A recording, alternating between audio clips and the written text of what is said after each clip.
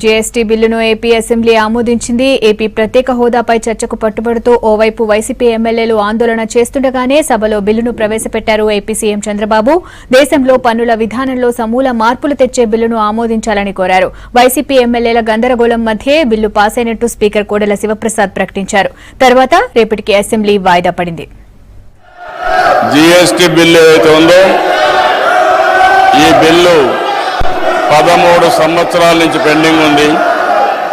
ఈ బిల్లుని ఇటీవల కాలంలో అన్ని రాజకీయ పార్టీలు కలిసి అందరూ పార్లమెంట్ మెంబర్స్ కలిసి యునానిమస్గా కన్సెన్సస్తో ఈ బిల్లు పాస్ చేశారు అధ్యక్ష.